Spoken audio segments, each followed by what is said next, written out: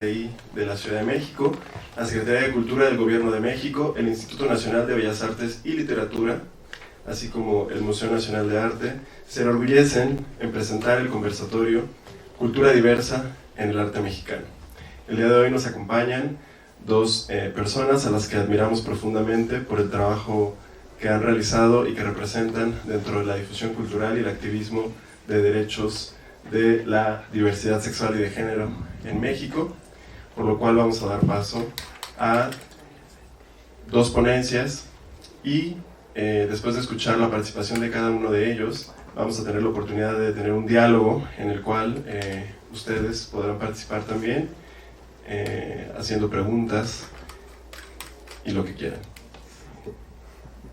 Vamos a dar paso primero a la ponencia de Ignacio Torres Valencia. Me voy a permitir hacer una breve lectura de su biografía para que lo conozcan y a continuación le daremos el uso de la palabra. Ignacio Torres Valencia es maestro en Historia del Arte por la Universidad de Morelia, así como periodista, editor y reseñista. Ha trabajado en los diarios La Voz de Michoacán y Provincia en Morelia, así como en el AM de León, Guanajuato y Mural de Guadalajara, Jalisco. Su libro, Los Olvidados de la Esperanza, resultó ganador del concurso de ópera prima de los premios Michoacán de Literatura 2015 y en 2020 obtuvo el premio de cuento Javier Vargas Pardo, convocado por la Secretaría de Cultura del Estado de Michoacán, por su libro de cuentos La Corporación de los Deseos. En 2014 obtuvo el primer lugar en el concurso Nacional de Cuento LGBTTI, convocado por Códice en Guadalajara. Actualmente realiza la maestría en Estudios del Discurso de la Universidad Michoacana de San Nicolás de Hidalgo, con un estudio sobre Después de Todo, una de las primeras novelas mexicanas en tener a un personaje homosexual como protagonista. Recibamos con un fuerte aplauso al maestro Ignacio Torres Valencia.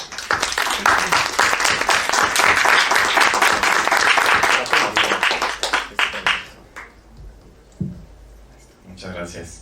Gracias a todas, a todos por su presencia.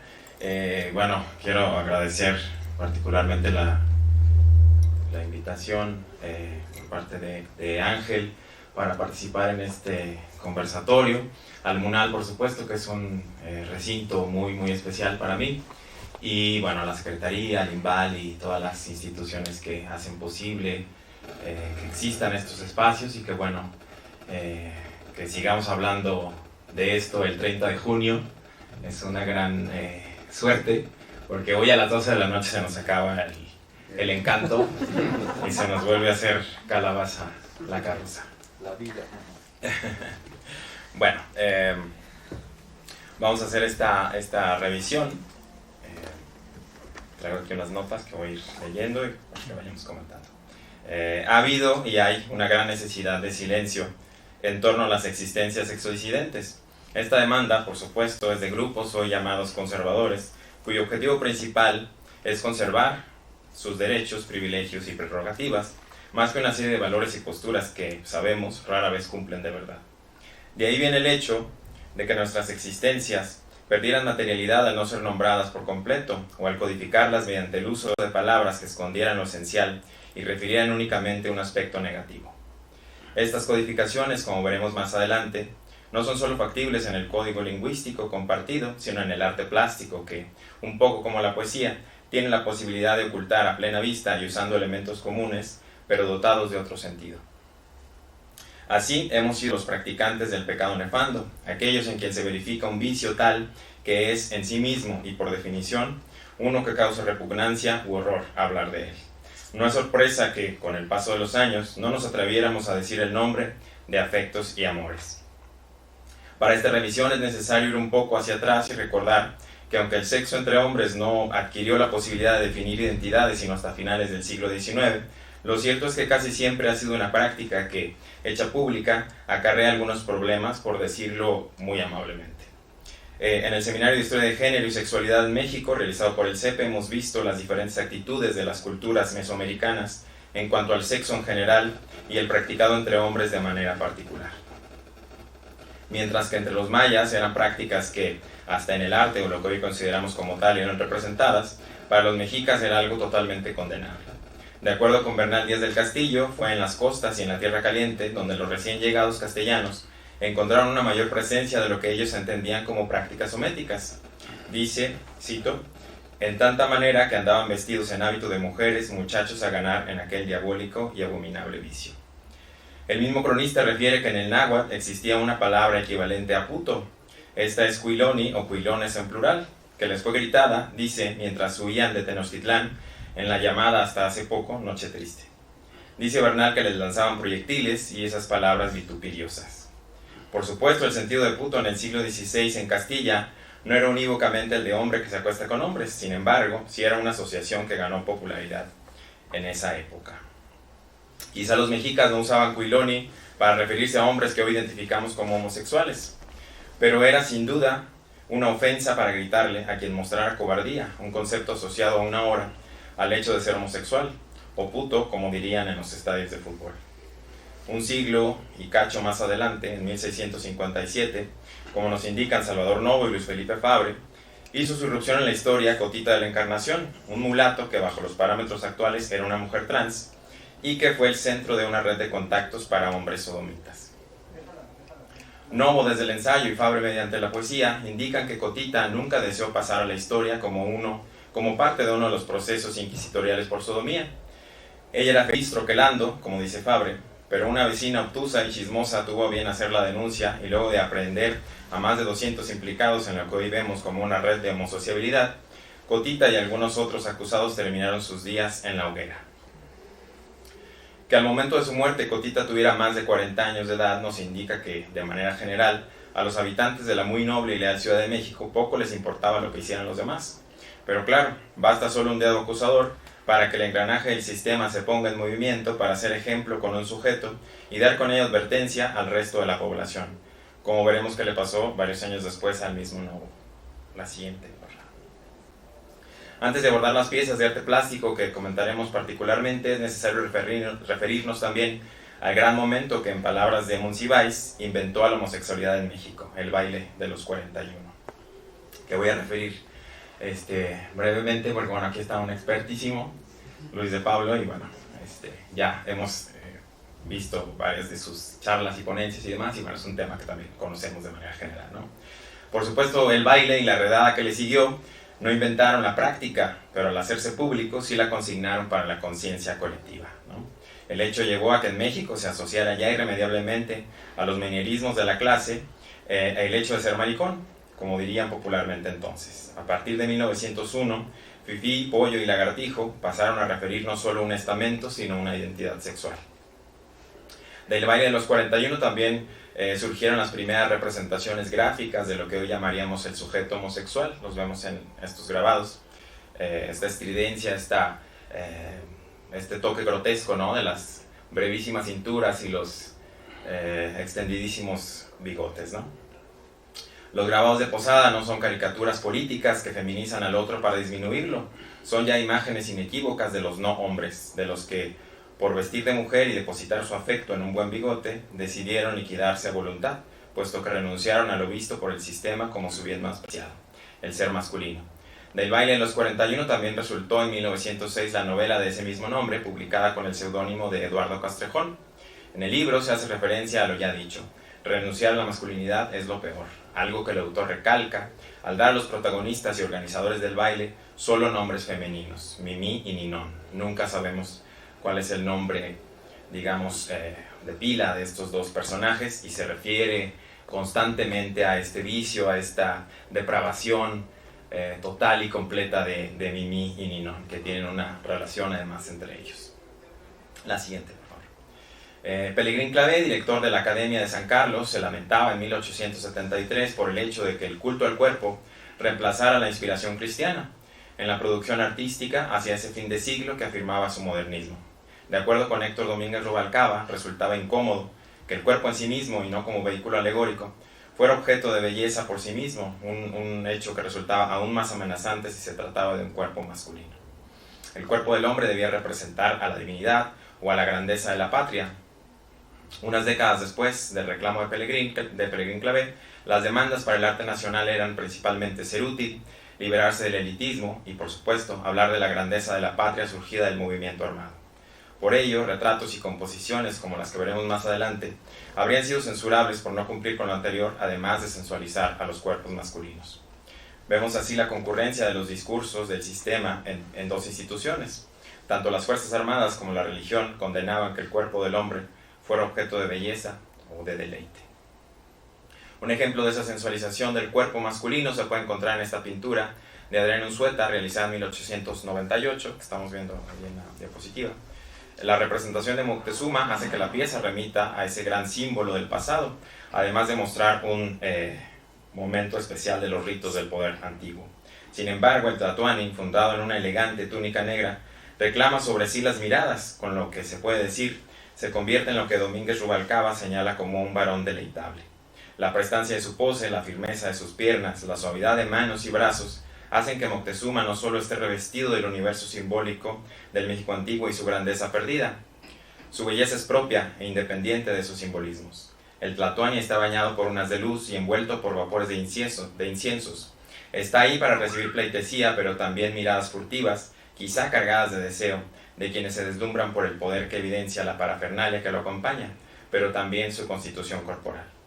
Llaman la atención también sus ojos, cerrados, parecen dar espacio y pie a quienes deseaban mirarlo directamente, algo que estaba prohibido.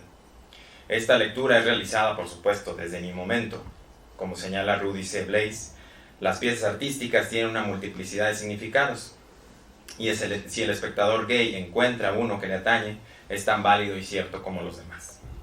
La siguiente, por favor. Gregory Woods, en sentido similar, aunque refiriéndose a la literatura, dice, cito, durante la última parte del siglo XIX y todo el XX, los homosexuales se han dedicado a la creación retrospectiva de su propia cultura, es decir, a la apropiación de muy diferentes productos y productores culturales, así como la elaboración de una ficción, la de un continuum de amor entre hombres que llegó hasta el Londres victoriano desde la Atena de Pericles, o en nuestro caso podríamos decir que llegó desde Atenas hasta el departamento de donceles de Salvador Novo y Javier Villaurrutia. Esa apropiación, ese reclamo de lo que consideramos como parte de nuestra historia, se puede verificar también en esta obra de Daniel del Valle, que se encuentra aquí en el Monal. Se trata de una composición multitudinaria en la que la mayoría de los hombres se encuentran semidesnudos como alegorías de la identidad nacional originaria. Sin embargo, Moctezuma, nuevamente en el punto focal y bañado por la luz, tiene una anatomía que se podría leer en clave neoclasicista y con rasgos faciales casi europeizados. Se le ven unas piernas alargadas, fuertes y un tono de piel aclarado. La parafernalia del poder, por hablar de lo simbólico, justifica la semidesnudez del Tlatoani, pero se puede mirar aún más. Las piernas de todos los hombres en la composición aparecen remarcadas por sus músculos, piernas deseables. Se pueden ver algunos ligeros contrapostos que en cierto modo normalizan la existencia de ese indígena del pasado para la mirada europea que encuentra en esos cuerpos elementos cercanos a sus referencias estéticas. Moctezuma es el varón más importante de la composición. Sin embargo, las actitudes casi despreocupadas de sus acompañantes y el hecho de que sea un momento y un espacio compartido únicamente por hombres permite encontrar esos elementos que interpelan a la mirada gay o gallacidad que describe Rudy C. Blaze. Sin embargo, para la mirada de la época en la que quizá la masculinidad prehispánica se consideraba como verdadera, entre comillas, y prefigurante de la del hombre mexicano, los simbolismos del poder mexica enmascaraban lecturas disidentes si es que se daban en el año en que se terminó el lienzo, 1895. La siguiente. Iniciada y avanzada la revolución y luego del escándalo del baile de los 41, se reafirmó la supremacía de lo masculino como elemento transformador de la patria en reacomodo. Diversos artistas participaron en los largos años de la revolución, algunos más directamente que otros, y se formaron bandos también en el ámbito de la creación pictórica y cultural en general. La demanda para el arte era ser útil, pero también ser vehículo para los discursos de la revolución, que empezó a institucionalizarse casi desde la Convención de Aguascalientes. Estos idearios llevarían a la conformación de la Escuela Mexicana de Pintura. El muralismo, como única ruta, tenía en la habilidad una de sus bases, por lo que varones deleitables como el pescador pintado por Montenegro en Mallorca no eran bienvenidos en este nuevo ideario sobre el arte nacional. Roberto Montenegro vivió la revolución a la distancia, y no fue sino hasta su regreso en 1919 que supo de primera mano y se integró al movimiento cultural propuesto desde el gobierno. Su estilo, sin embargo, no gustó del todo, y la presencia de un varón sensualizado en su mural El árbol de la vida le acarrearía censura. De algunos años antes es este otro cuerpo masculino sensual.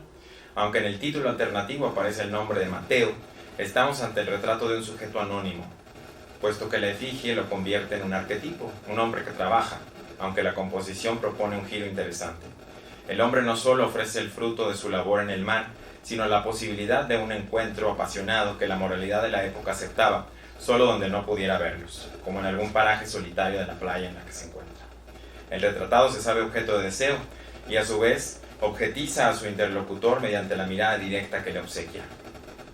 La pieza se convierte en un duelo de miradas que bien puede dirimirse a golpes o con otro tipo de contacto corporal.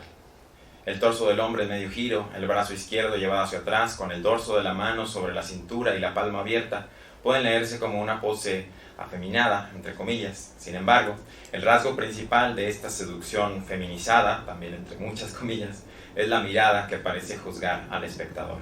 Las cejas, perfectamente delineadas y arqueadas, rematan la lectura valorativa que hace el pescador.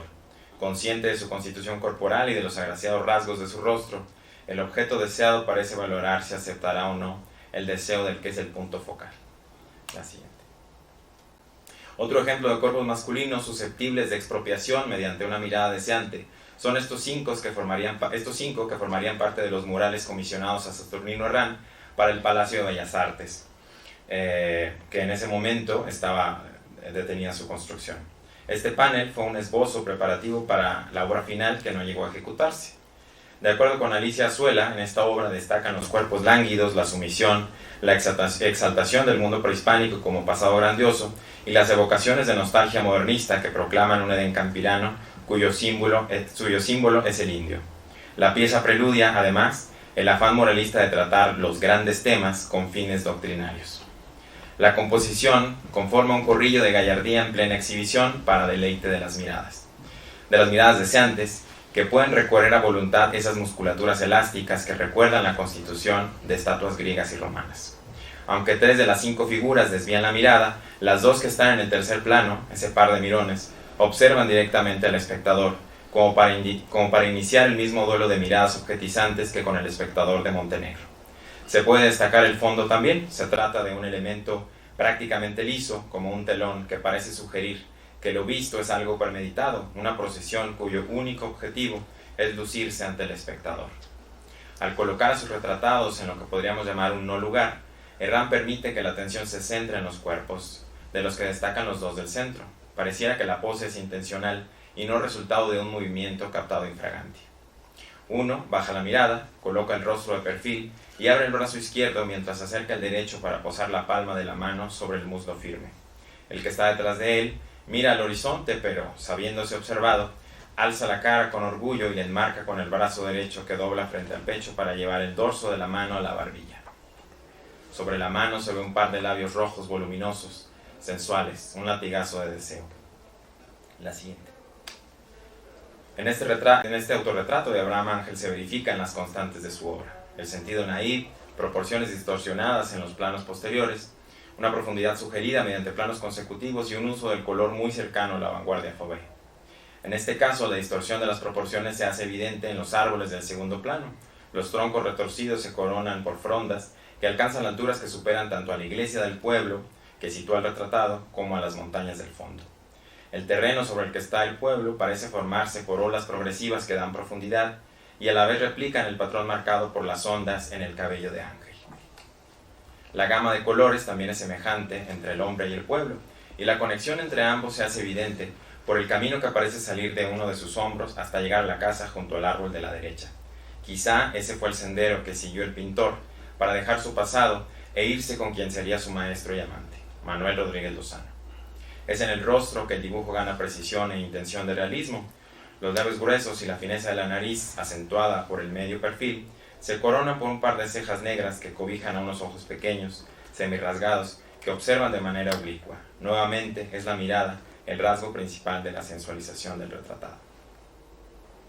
El arco de la ceja izquierda se eleva y permite dar seguimiento a la elongación de un cuello que sirve de pedestal para un rostro que juzga y valora a algo o a alguien ubicado a su izquierda.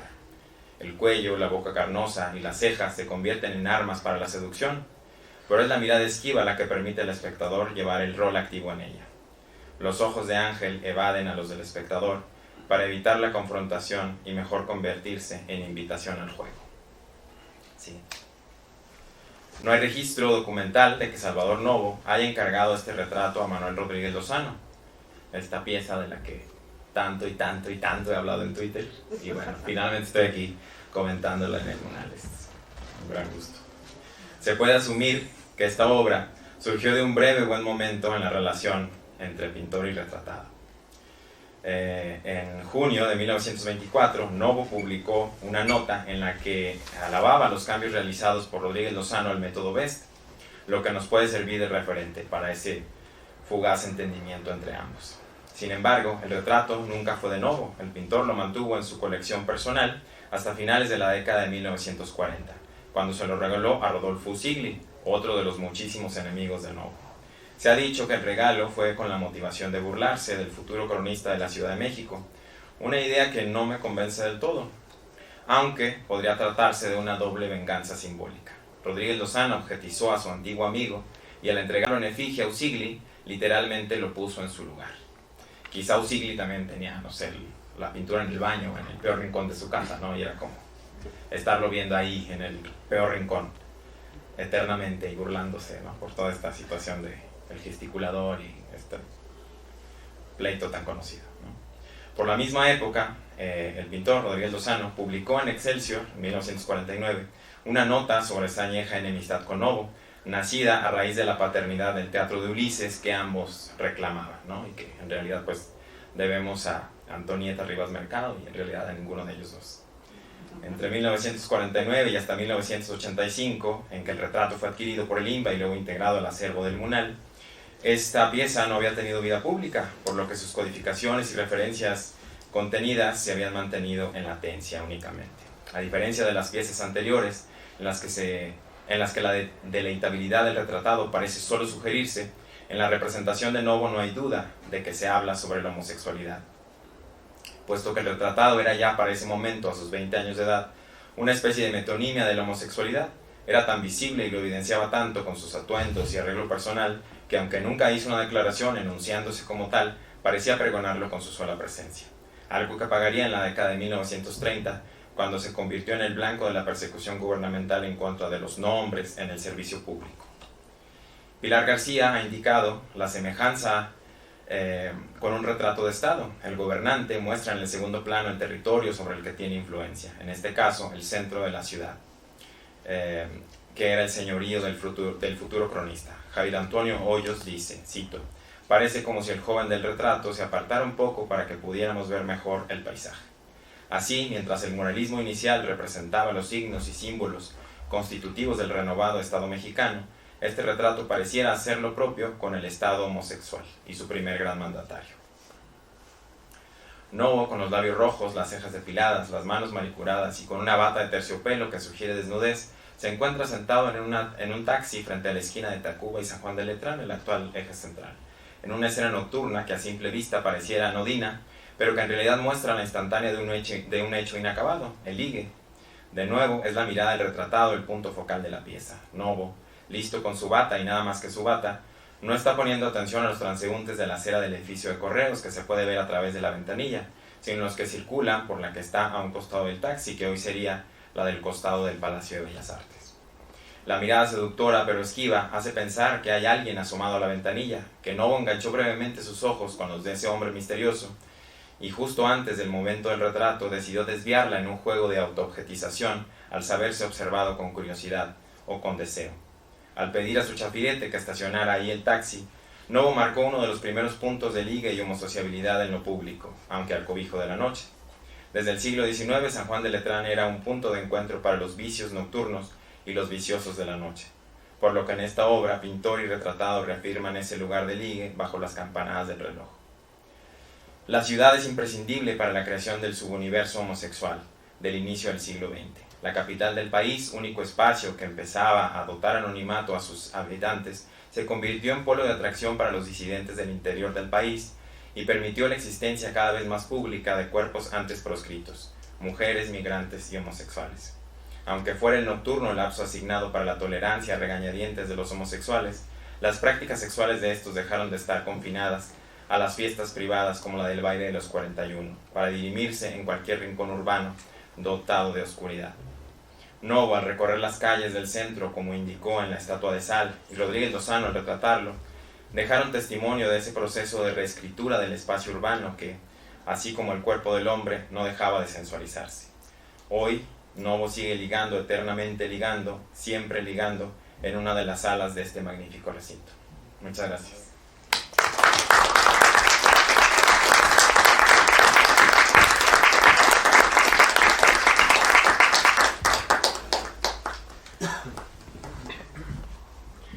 Muchísimas gracias, Ignacio.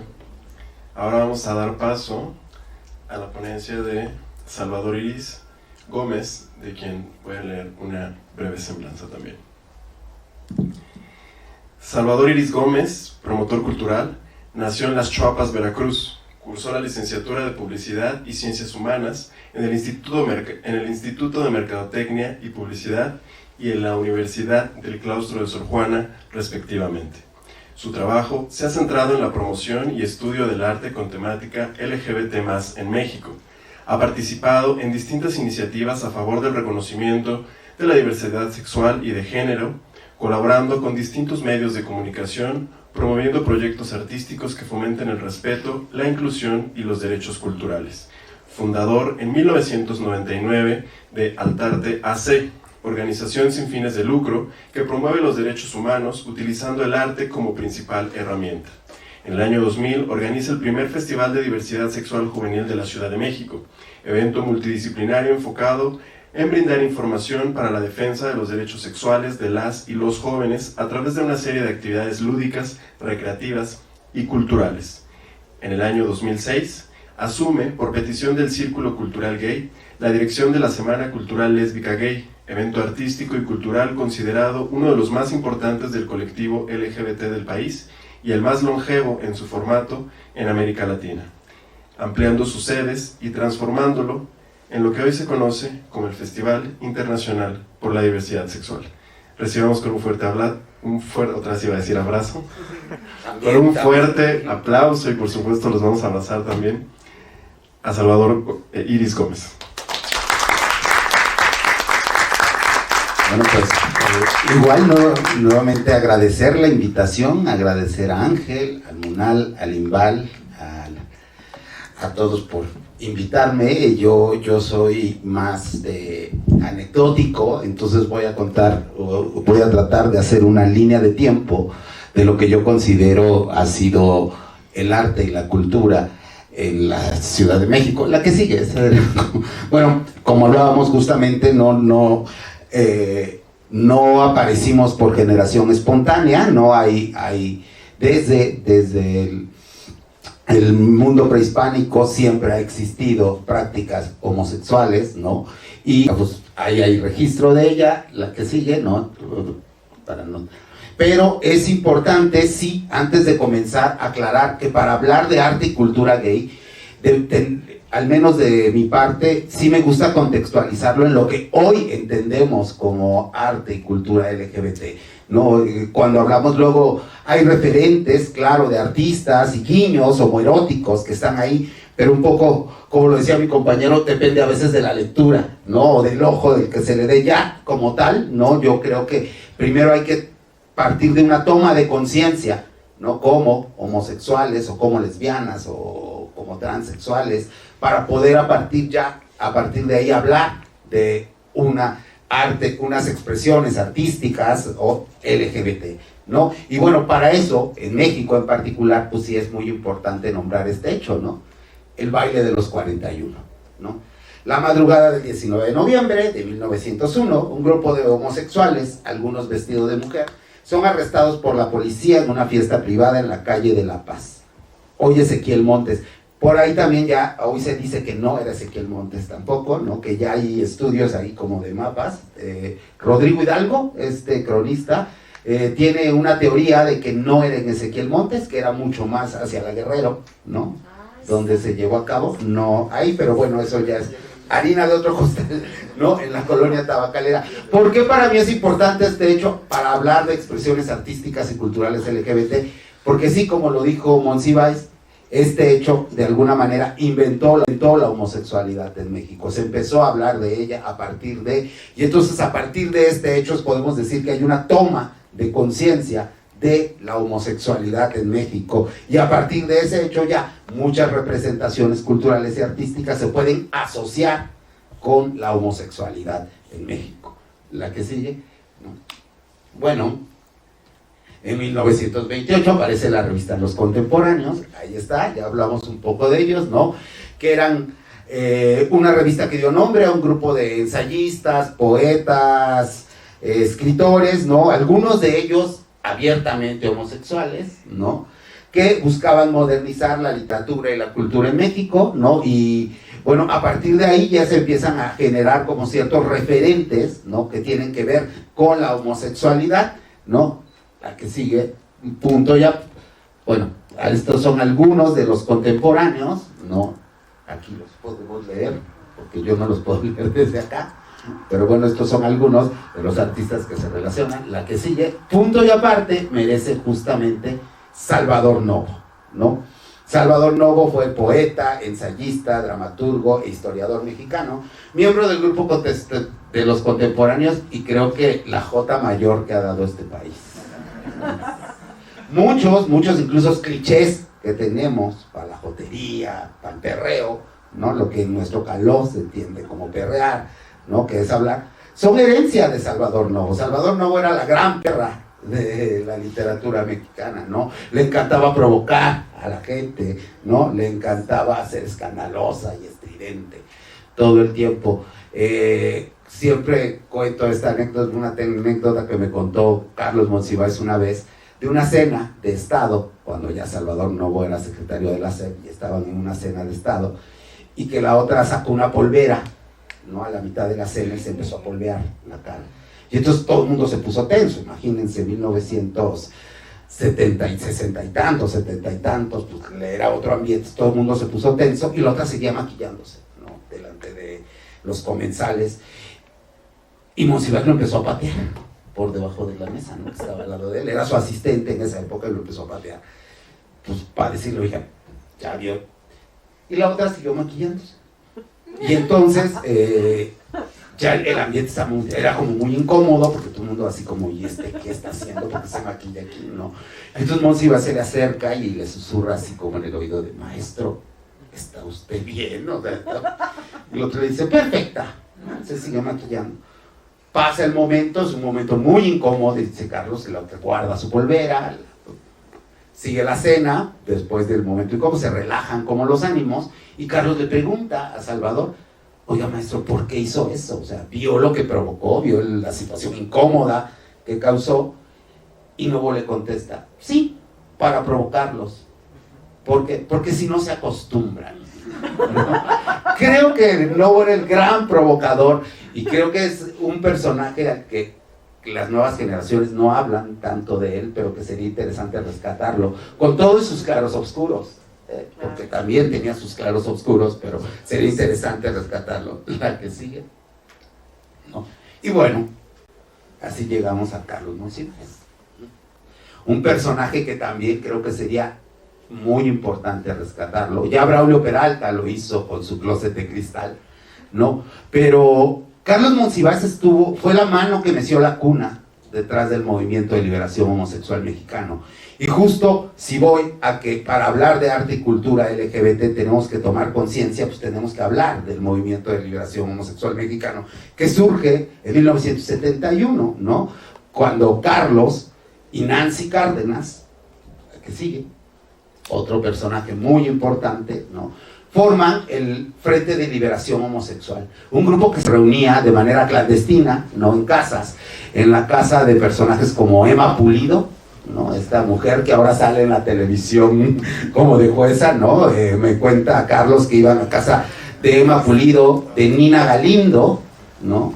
De Nancy Cárdenas, incluso llegaron a reunirse en casa de Carmen Salinas, porque el Chato Secudo estaba metido en esos asuntos y era el asistente de Nancy, y luego se lo heredó a a Carmen, ¿no? En esa época, se reunían de manera clandestina para debatir cosas tan simples como si estábamos o no locas, ¿no?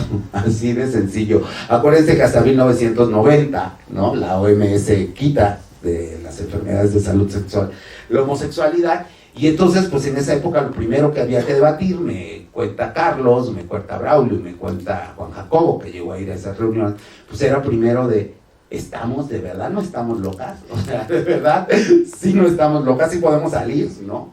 Y a partir de esas reuniones se empieza a conformar, ¿no? Lo que después se llamaría ya Movimiento de Liberación Homosexual, ¿no? Que sigue, ¿no? Que básicamente se conforma de tres primeros grupos, ¿no? El Frente Homosexual de Acción Revolucionaria, el FAR, que era un grupo conformado mayoritariamente por hombres homosexuales, que se reconocían a sí mismos como lumpens, ¿no? Ese es todo un debate con Juan Jacobo hasta la fecha, ¿no? Pero que se reconocían a sí mismos como lumpens y que decían que los problemas de violencia y discriminación hacia los homosexuales tenían que ver más con la clase que con la orientación sexual, ¿no? Un grupo conformado exclusivamente por mujeres, bastante radical, ¿no? Que se llamaba Oikabet, liderado por Jean María Yauyolo Castro, ¿no? Que creo que era el grupo más radical de los tres, y un grupo mixto, Lambda, un grupo conformado por hombres y mujeres, de clases medias altas, personas que habían podido salir de este país a estudiar o viajar y ver los movimientos de liberación homosexual de otros países y traerlos para acá, ¿no? Conformados por Max Mejía, que ya no está vivo, Claudia Hinojosa, que sigue viva pero ya no está en activo, no quiere saber nada del movimiento de liberación homosexual, y la comprendo. Y Javier Lizárraga, Alma Aldana, ¿no? Todos ellos conformaban Lambda, que era como el grupo en ideología, pues como el que más estaba dispuesto a trabajar con la institución, ¿no? Los demás eran excesivamente radicales y Lambda era como el grupo más dispuesto a dialogar o a platicar con la institución, ¿no? ¿Y por qué hablo de todo esto? A ver si vamos a hablar de arte LGBT. Bueno, porque para mí es importante la idea de la toma de conciencia. A partir de una toma de conciencia ya puedes hablar de un arte o una expresión artística LGBT, ¿no? Y bueno, a partir de la salida de estos grupos y de la salida de Closet, eso que ven ahí es el cartel de la primera marcha del orgullo homosexual, ¿no? Que se llevó a cabo el 28 de junio de 1979, no del 78. En el 78 fue la primera salida de un grupo de homosexuales y de los grupos, pero no la primera marcha como tal. La primera marcha como tal fue esa, en 1979. Ayer hablaba con Abel Valverde y con gente que participó en esa marcha y que participaron en esta última marcha y que estaban muy sorprendidos porque decía, no éramos más de 100, ¿no? Empezamos marchando 40 otra vez, vean, el 40 está ahí, ¿no? Éramos como 45, 46 cuando llegamos, porque les mandaron a las patrullas y no los dejaron marchar por Reforma, marcharon por la lateral, por Río Rin, al Monumento a la Madre. Cuando llegamos al Monumento a la Madre seríamos 80 personas más o menos, ¿no? Las que llegaron en esa primera marcha, y ahorita pues la marcha se desbordó, ¿no? Miren cómo hemos crecido y cómo hemos avanzado. Y bueno, a partir de ahí empiezan a aparecer algunos ejemplos o algunas expresiones culturales ya abiertamente LGBT y que se reconocen como LGBT, ¿no? Una de ellas es El vampiro de la colonia Roma, de Luis Zapata, que si bien no es la primera novela o la primera novela que en la narrativa mexicana que tiene un personaje homosexual, es la primera que lo celebra, ¿no? Donde el personaje no padece su homosexualidad, ¿no? Y donde el personaje disfruta de tal, y que además es un retrato del mundo del ligue de los 80, ¿no? Muchos de los espacios que él narra ahí, pues existieron, ¿no? Algunos tuve la oportunidad de conocerlos todavía, las famosas Esquina Mágica, el Vips del Ángel, ¿no? El Sambors del María Isabel, ¿no? El Sambors de Niza, que era 24 horas, ¿no? De alguna manera es una radiografía del mundo homosexual nocturno de los 80 y creo que todavía hasta principios de los 90, ¿no? Y bueno, en 1979 también se publica Ojos que da pánico soñar, de José Joaquín Blanco, ¿no? Que es el primer texto en primera persona que se publica en un diario de circulación nacional, ¿no? Que habla de la homosexualidad, ¿no? En ese año aparece también, creo que no lo puse, pero aparece también Nuestro Cuerpo, ¿no? Y Nuevo Ambiente, que son las primeras publicaciones escritas de homosexuales para homosexuales, ¿no? En Nuestro Cuerpo, editada por el FAR, por el Frente Homosexual de Acción Revolucionaria, específicamente por las mariposas negras del FAR, porque el FAR luego tenía como células, ¿no? que se hacían llamar mariposas blancas, mariposas rojas, mariposas negras. Eran las mariposas negras del FAR, y Nuevo Ambiente, que lo edita Lambda, ¿no? Las dos publicaciones de Gays para Gays. En 1979, aunque es comercial, aparece la película Tres Mujeres en la Hoguera, de Rafael Valedón, que es la película en la que por primera vez aparecen personajes que practican abiertamente la bisexualidad, ¿no? En 1983 también aparece Las apariencias engañan, de Jaime Humberto Hermosillo, que aunque en realidad se grabó en el 79, estuvo enlatada hasta 1983 porque la consideraban pornográfica, donde aparece por primera vez un personaje transexual en el cine mexicano. Y además la estrenaron y no la estrenaron en los cines comerciales. La película llegó a los cines porno y pasaba en funciones de medianoche. Sí, creo que por YouTube la pueden encontrar y verán que pues, respondía un poco a la moral y la visión de la época, porque la película no es tan fuerte como parece. Bueno, también aparecen las primeras publicaciones, el del Mercado Editorial Comercial, Las Púderes Canéforas de José Joaquín Blanco, Utopía Gay de Rafael Calva y otros títulos de temática homosexual. En 1979 aparece el primer grupo de rock abiertamente gay, Música contra Cultura, comandado por Humberto Álvarez, productor que todavía sigue ahí haciendo cosas, ¿no? Acaba de hecho de sacar un sencillo con Sangre Azteca, su nueva banda de rock. Creo que lo estrenaban hoy, ¿no? Música contra Cultura, y con el vocalista era pareja de Juan Jacobo Hernández en esa época.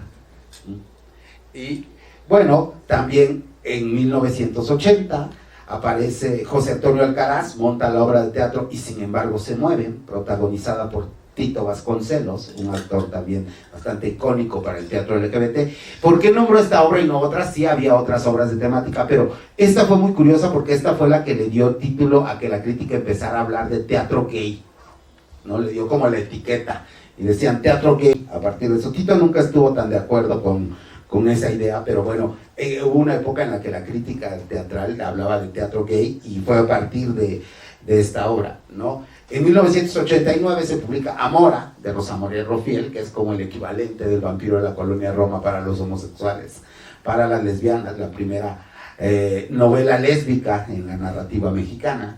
Y bueno, seguimos, ¿no? Y en 1984, en plena pandemia del VIH-Sida, porque recordemos que en 1983 aparece el primer caso de VIH-Sida en México, y lo poco que se había avanzado en materia de visibilidad y derechos pues se detiene, ¿no? El estigma crece y otra vez empiezan la gente a correrla de su casa. Si ya bien habían aceptado por homosexual, pues debido a toda la ignorancia que había alrededor del tema, pues a mucha gente la corrían de su casa, ¿no? A mí me tocó todavía conocer gente que decía, es que mi familia decían que prefería que yo me fuera a que se murieran todos, ¿no? Había como un desconocimiento total de la enfermedad, ¿no? Y ahí aparece el Taller Documentación Visual, que yo considero que es el colectivo artístico más importante que ha dado nuestro movimiento, ¿no? Comandado por el doctor Antonio Salazar, maestro en artes visuales, ¿no? En la Academia de San Carlos.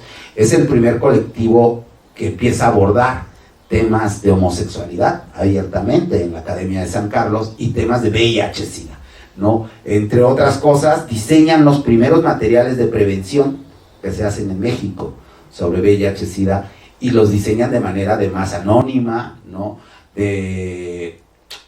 de manera solidaria, sin recibir un solo peso. En esa época no existía ni Cencida, ni, ahí están justamente, ni Cencida, ni ninguna de estas instancias que financian ese tipo de proyectos. Lo hicieron con sus propios recursos, ¿no? Organizaban subastas, ¿no? Para vender obra y dárselo a las personas que las corrían de su casa, ¿no?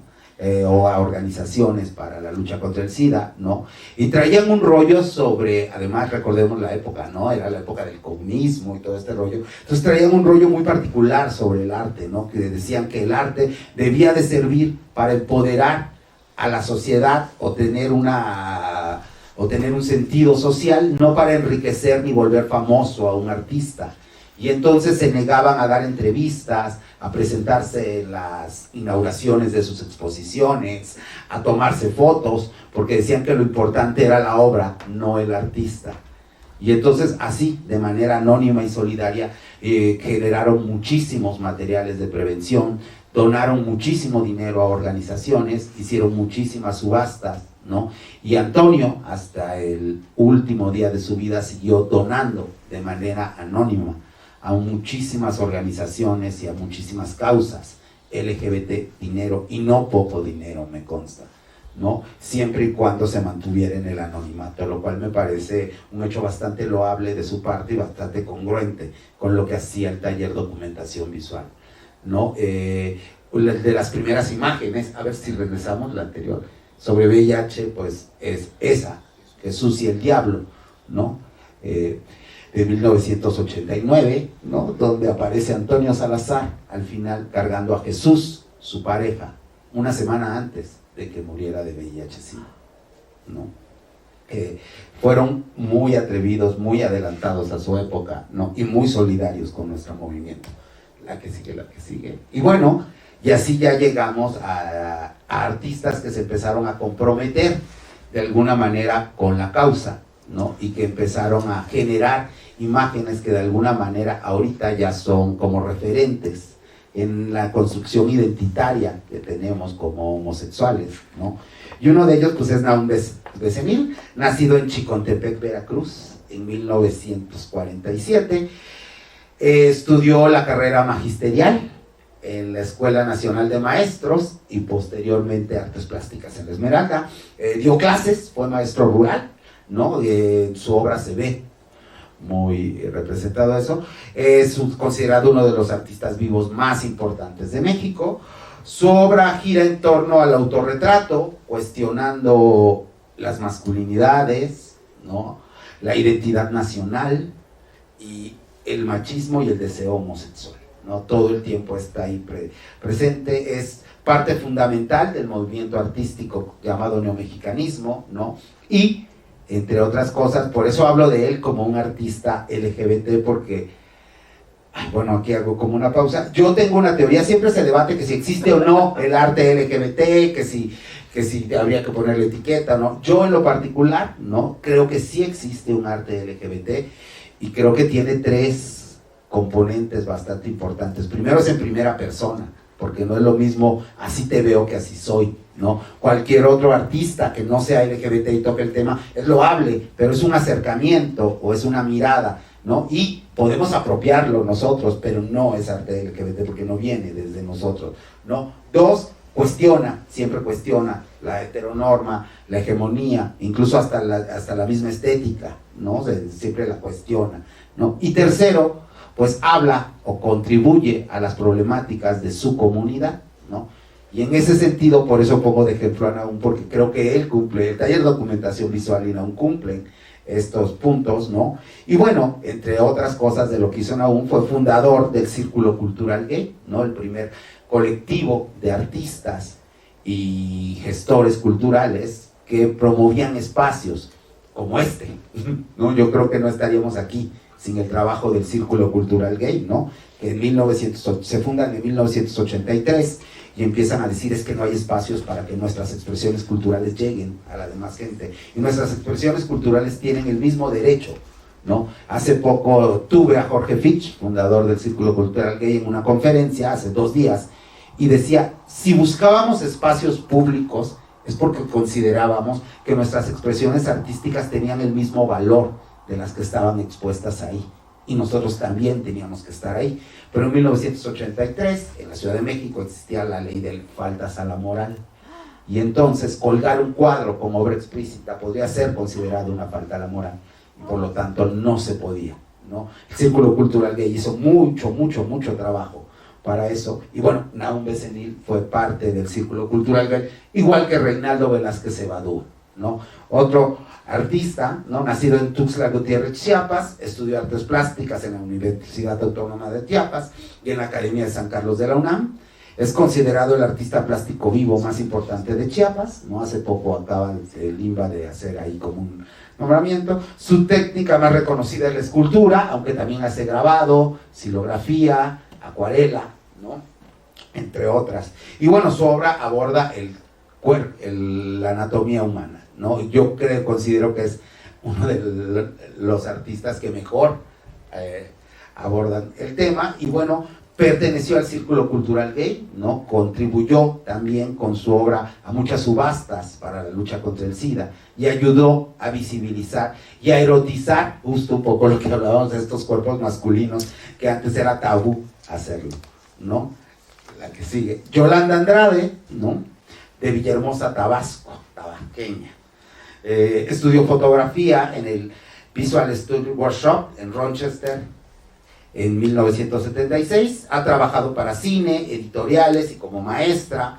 Su trabajo consiste en explorar la relación entre las personas, el espacio urbano y la cultura popular, y prácticamente ha registrado todas las marchas LGBT, ¿no? Que yo creo que hasta principios del 2000 ha hecho un registro impresionante de todas las marchas LGBT.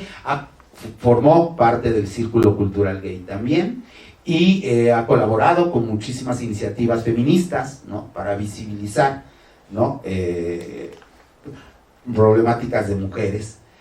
La que sí. Viviana Rocco, esta es más para acá, pero me gustó incluir entre los artistas más representativos, bueno, a todas las identidades. Y Viviana Rocco es la primera fotógrafa transexual mexicana.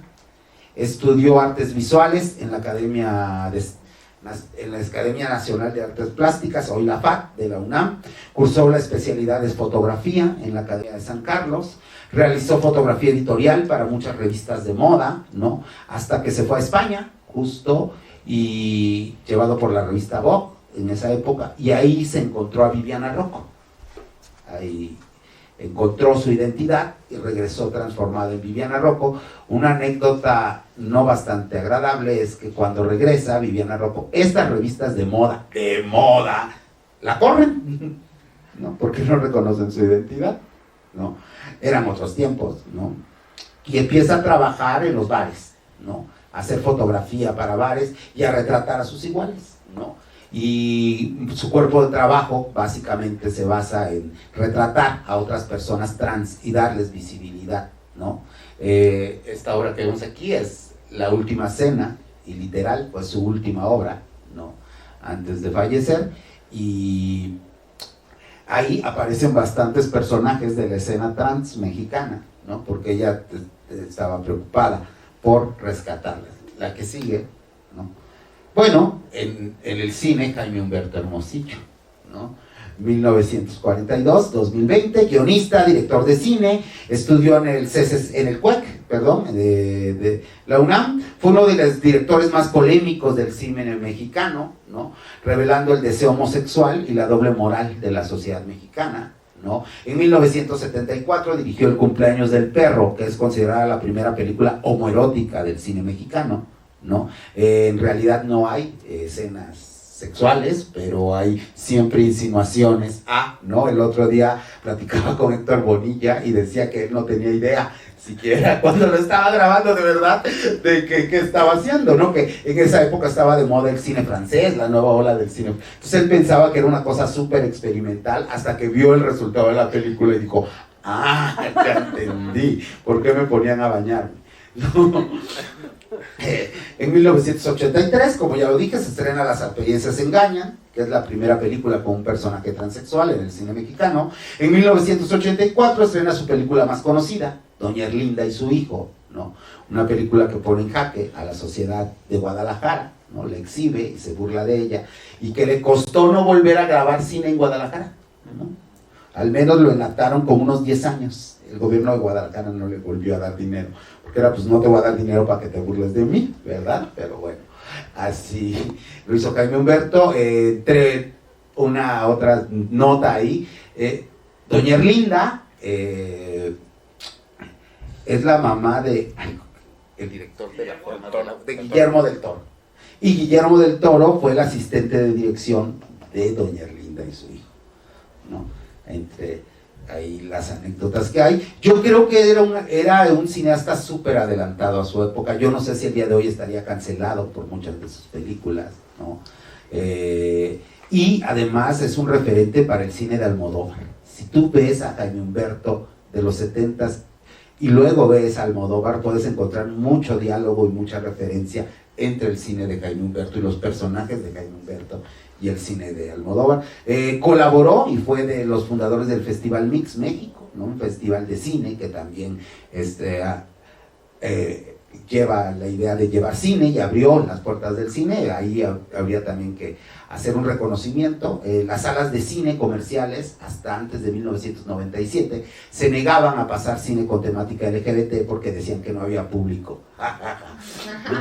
Decían que no había público, ¿no? Y cuando pasaban películas con temática LGBT, las mandaban a las funciones de medianoche, ¿no?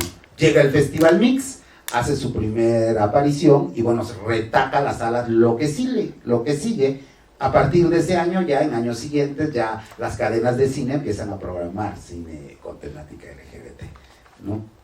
Bueno, la que sigue, Armando Cristeto, ¿no? Estudió medicina en la UNAM, fue parte del grupo Peyote, un colectivo de artistas multidisciplinarios, ¿no?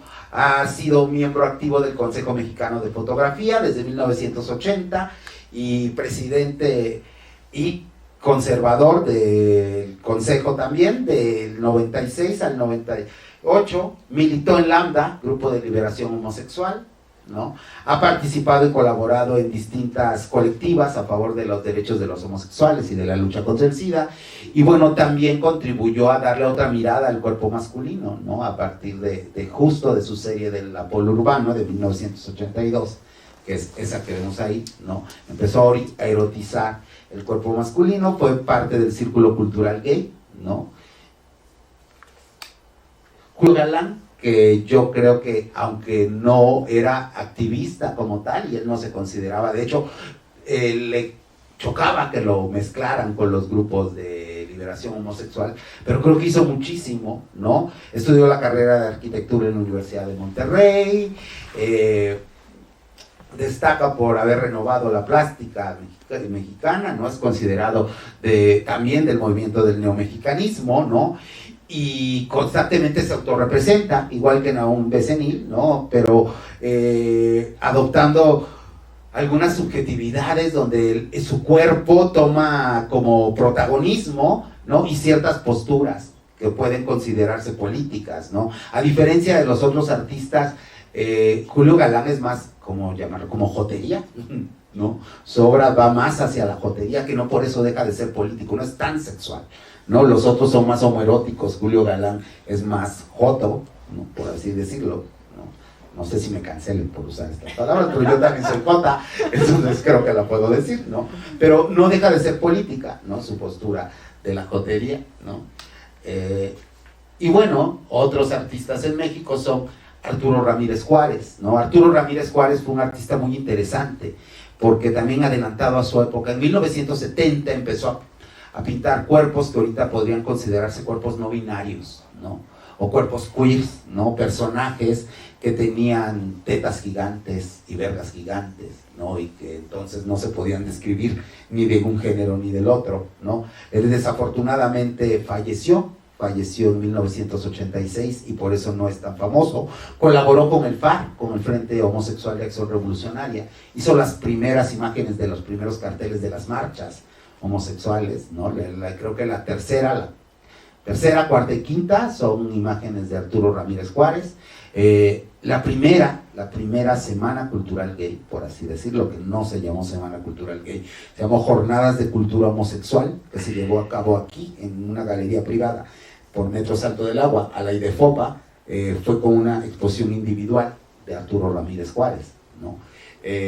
Agustín Martínez Castro, ¿no? Que retrató y documentó el movimiento gay, los inicios del movimiento de liberación homosexual, ¿no? Juan Soriano, ¿no? Que aunque tiene muy poca obra homoerótica, pero colaboró con algunos grupos, ¿no? Y tiene algunas cosas que son bastante significativas, ¿no?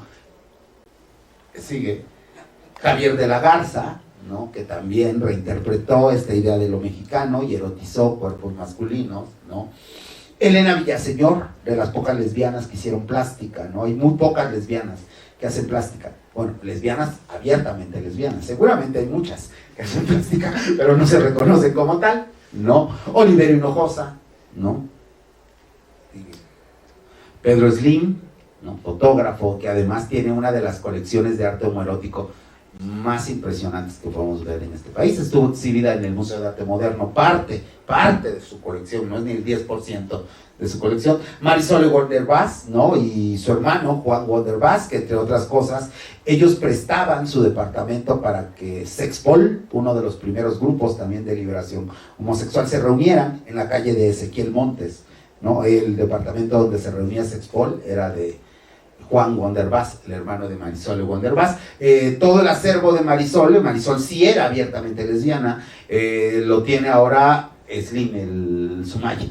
Ahí pueden ver algunas cosas y hay algunos guiños lésbicos en su obra, y sobre todo creo que tiene que ver con cuestiones que no estaban como dadas para su género en esa época, ¿no? Ella hacía muchísima escultura con cuestiones de clavos y cosas que eran como para hombres, ¿no? Jean María Yauyolo, aparte de ser activista y de ser una de las figuras más importantes del movimiento de liberación homosexual, pinta, y pinta muy bien, ¿no? Esa imagen que ven ahí es de ella, ¿no? Ha colaborado con muchas imágenes para encuentros feministas y encuentros de lesbianas con pinturas de ella, ¿no? Fernando Guevara, ¿no? Ya más para acá, Fernando Guevara, que su universo tiene que ver con estas identidades gays de los osos, ¿no? Estos hombres robustos, ¿no? Que se reúnen, por ahí va como toda su estética. Alfredo Matus, que dirige la Galería José María Velasco. Óscar Sánchez, que tiene un cuerpo de trabajo bastante interesante. Esa serie se llama Familias Mexicanas. 10 años antes del matrimonio gay, él ya retrataba a las familias homoparentales de México, ¿no? Sigue. Roberto Fiesco en el cine, ¿no? Julián Hernández también, no está ahí, pero lo nombro. Jimena Cuevas, Fernando Osorno, sigue, ¿no? Lucas Avendaño, que hace performance y hace fotografía también, ¿no? Ahí está Julián Hernández. Fercho Escárcega, que retrata como toda esta periferia, esta periferia gay y la llena de color, ¿no? Sigue Nelson Morales y sus mushes, que últimamente son muy reconocidas y que también visibiliza estos otros cuerpos que no son tan hegemónicos y que no están tanto a veces en la visión, ¿no? Rodríguez, un ilustrador bastante famoso, ¿no? Y Fabián Chaires, que bueno, todos conocemos esa pieza en particular y todo lo que detonó a partir de esa pieza, ¿no? Y bueno, con eso yo termino como el recorrido. Hay muchos artistas más, aquí está Eric Rivera, ¿no? Que también ha colaborado, ha hecho carteles para las marchas, si no me equivoco, ¿no? Y ha colaborado con imágenes para la Semana Cultural Gay, para el FITS, para el MIX, ¿no? Y ha colaborado con muchísimas iniciativas LGBT. Nombro a estos, entre muchos, porque como yo decía, partiendo de mi criterio de que el arte LGBT tiene que contribuir con su propia comunidad, estos son los artistas que creo que más cercanos y más han contribuido con su propia comunidad en estos años. Y estas artes plásticas, podemos hablar también de Las Reinas Chulas, Horacio Franco, La Cebra, México de Colores, Las Hermanas Vampiro, un sinnúmero de artistas que hayan estado presentes y que de alguna manera han servido para construir esta identidad LGBT que ahora tenemos, ¿no? Muchos referentes, y aquí los que son de mi edad, o para arriba, yo tengo 50 años, que somos como para esa edad para arriba, saben, muchos referentes que ahora tenemos, ¿no?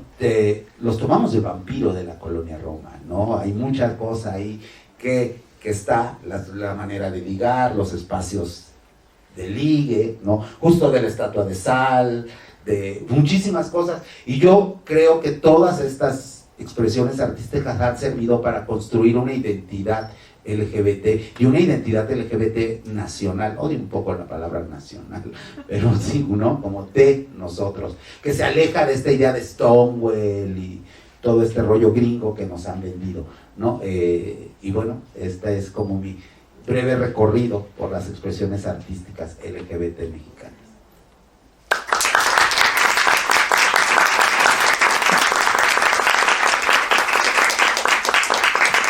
Muchísimas gracias. Gracias. Hola. Era este. Hola, hola. Hola, hola. Gracias, Salvador. Gracias, Ignacio. Vamos a dar paso a la participación de nuestras invitadas e invitados, invitades del día de hoy. Ustedes, gracias por estar aquí. Pero antes quiero hacer un comercial. Hasta este domingo se presenta en la Galería José María Velasco una muy interesante exposición sobre gráfica homoerótica y de activismo homosexual.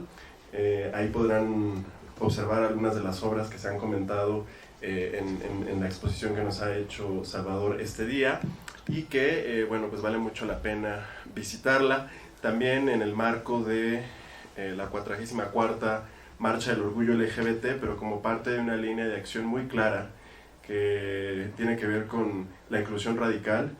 Bueno, la Secretaría de Cultura está presentando más exposiciones con estos temas. Una de ellas es también un recorrido muy importante por la obra de Julio Galán, que se presenta actualmente en el Museo Tamayo.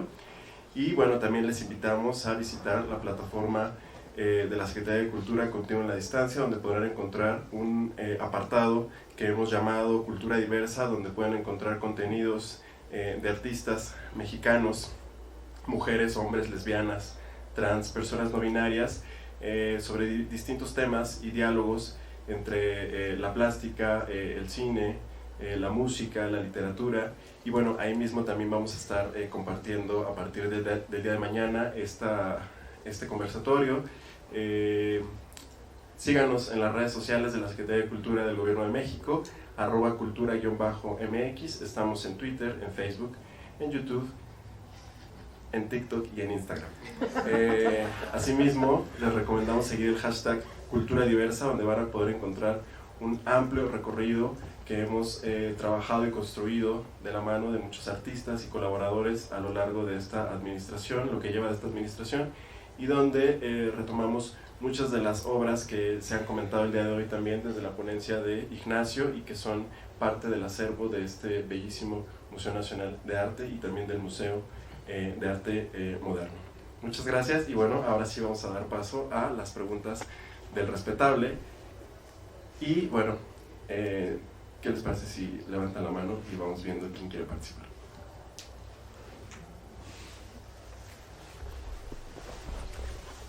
Vamos primero con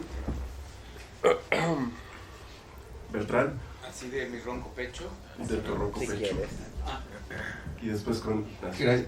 Quiero hacer una pregunta a Ignacio y un comentario a Salvador.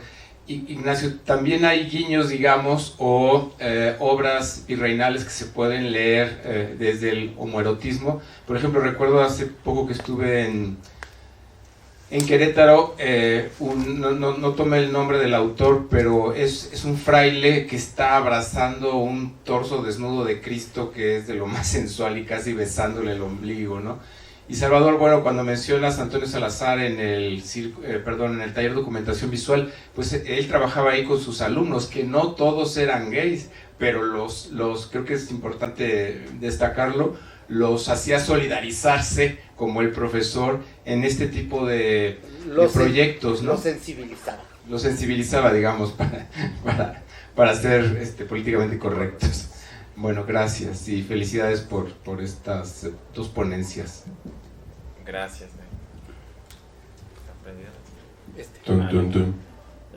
Sí. Sí, como se comentó en la ponencia, ¿no? La mirada finalmente, o las miradas se actualizan, se reactivan, se identifican de acuerdo al punto, al momento en el que el espectador o los diferentes espectadores están frente a las obras, ¿no? No solo obras plásticas, también obras literarias, poéticas y demás, ¿no? Entonces, quizá no fue el objetivo del pintor, ¿no? Darle ese tono que hoy leemos en sensualidad o en homoerotismo, pero finalmente está ahí, finalmente son cuerpos en éxtasis, ¿no? Un éxtasis quizá distinto para quien buscó representarlo, pero digamos que de un éxtasis podemos llegar al otro fácilmente, ¿no? Entonces, esas lecturas y esos guiños que hoy reconocemos son tan válidos como estas otras lecturas históricas, ¿no? Por supuesto, situadas históricamente y con el rigor del investigador y demás, obviamente no podemos decir que sea una obra homoerótica en su momento y en su contexto, en su situación, digamos, pero en esta resituación que hacemos al estar en contacto con ella, porque finalmente no están en una cápsula del tiempo, ¿no? Se hacen, y mientras sigan existiendo, los significados y los diálogos que inicien se activarán o se reajustarán de acuerdo al momento en el que están siendo vistas y leídas. Sí. Gracias, Antonio Bertrán. Vamos ahora con Ignacio Lanzagorta. Hola, tengo una petición de reflexión o pregunta, no sé, para Ignacio sobre algo que nos andaba presentando y que me llamó la atención. Cuando estás presentando las obras de finales del siglo XIX, principios del XX, sobre todo de San Carlos, sobre estos cuerpos masculinos, supermachos, fuertes, musculosos y demás, y que quizás su objeto es hacer una representación histórica, romántica de otra cosa, pero que, como lo dijiste de una manera muy bonita, que no recuerdo, que así como que le extraemos el deseo a esos cuerpos. Me llama la atención que es Moctezuma la figura que está representada, y luego en otra pintura que no recuerdo el autor, de 1914, eran también antiguos mexicanos o representaciones de religión antigua. Y pienso que son representaciones del cuerpo masculino que se daban mucho también en el contexto europeo sobre los pasados. Pensé en ese Moctezuma, por ejemplo, en las representaciones que se hacía de Pelayo, del rey asturiano, que inicia en la mitología de la Reconquista, es el que le inicia, y también son esas piernotas fuertes y musculosas y demás. Y lo que me llama la atención es el giro que hay cuando tan solo pasa la Revolución Mexicana, digo, no por poner un marcador, no porque sea la única responsable del cambio, se empiezan a representar estos artistas y sus propios deseos, sus deseos reales, ya no sus idealizaciones de este pasado glorioso de hombres musculosos y fuertes. Aparece lo afeminado, aparece la propia expresión afeminada, tanto de ellos mismos, ¿no? Como Novo, ¿no? Pero también de sus deseos. Y no sé, me pregunto si hay algo que se haya trabajado al respecto sobre esto. Pienso en que el final del siglo XIX es el siglo del orientalismo, estamos exotizando no solo el propio pasado, sino los otros lejanos, como a lo mejor donde se pueden ejecutar todas las fantasías prohibidas en la moral occidental, y entonces por eso le depositamos esos deseos exacerbados. Pero también me llama la atención que a la hora de mirarnos a nosotros mismos, sobre todo, bueno, nosotros mismos me refiero a la perspectiva del artista que se está pintando a sí mismo, no se ve así, no se ve en esa idealización fuerte, musculosa, y al contrario se ve afeminada, no, en fin, no sé si tienes alguna reflexión a este contraste entre una y otra cosa. Sí, yo supongo que fue una respuesta, fue digamos como un reto al deber ser, ¿no? Si me están diciendo todo este tiempo, o me han dicho durante décadas y décadas y con estas representaciones, que mi deber ser hombre es justamente tener estas piernotas y estos brazotes, no por los brazotes y las piernotas per se, sino para que sean representaciones de esa fuerza masculina, de esa posibilidad transformadora. Al menos creo que en el caso de Novo sí era muy evidente y hasta cierto punto radical la necesidad de retar ese discurso, ¿no? Y de mostrarse femenino desde niño, ¿no? Un poco con la ayuda de su madre, como recuerdan en la estatua de sal, ¿no? Que le ponía zapatos 2 tallas más chicas para que no le creciera el pie, y los trajecitos de marinerito y los caireles y demás, ¿no? Como esta representación que iba un poco en contra de lo que representaba el padre también, que tiene ahí por supuesto una cuestión de psicoanálisis muy importante, y de lo que les representó para ellos como familia la Revolución Mexicana. La Revolución Mexicana, de alguna manera, no a raíz de la Revolución, pero sí se desplazan al norte, y estando en el norte les cae la Revolución encima, literal, y hay un relajo ahí en la familia, ¿no? Hay como un gran trauma.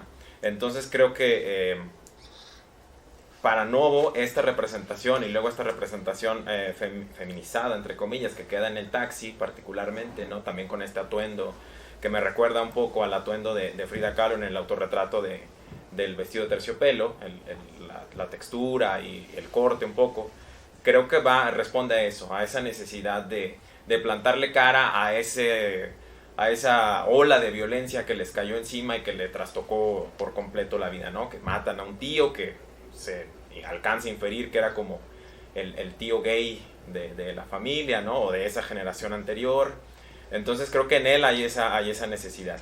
Y creo que en general era eso. Si me están diciendo que debemos ser tal o cual cosa, cuando estamos nosotros solos o frente al espejo o apartados en una playa esperando a ver si el pescador finalmente va a acceder o no, nos podemos dar estos permisos de bajar la guardia, quitarnos la máscara, ¿no? Y al quitar la máscara y bajar la guardia, pues se cae la mano también, ¿no? O se voltea el torso o se hacen esas miradas. Creo que responde a eso, a una necesidad de retar y a este espacio, digamos, prohibido, liminar, pero en el que era posible hasta cierto grado ser como se era, ¿no? Y al hacer estas representaciones que por el contexto en el que se dieron no estaban quizá pensadas para ser muy públicas, pues se podía permitir, ¿no? Esta representación, digamos, no canónica o que retaba a la idea general de masculinidad.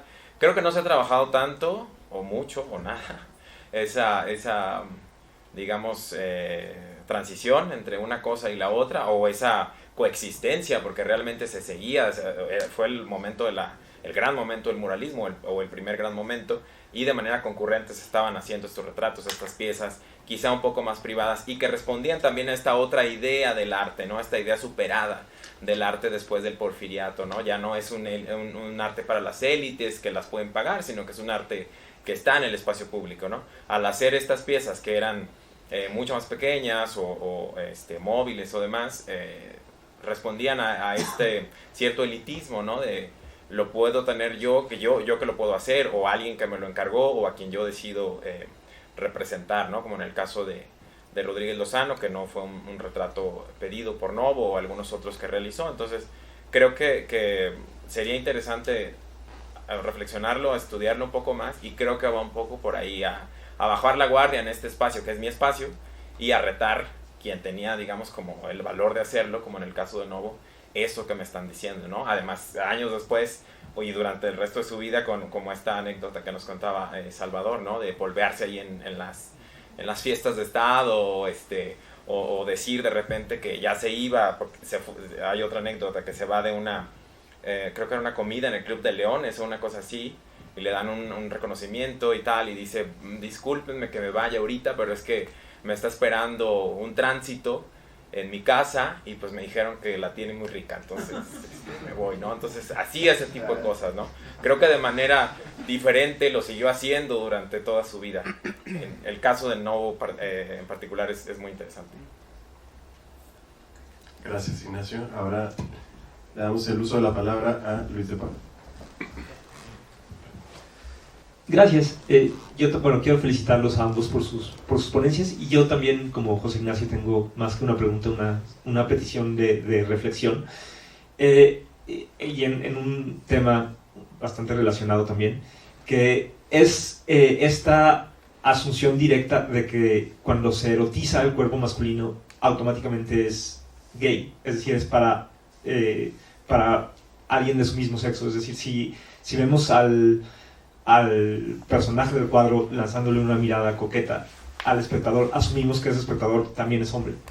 Eso, o sea, sí, creo que entiendo por qué, pero aún así me parece que amerita algo de reflexión. La otra cosa, a veces, sí, en general, cuando se pinta, cuando vemos un hombre desnudo, asumimos que es una pintura gay.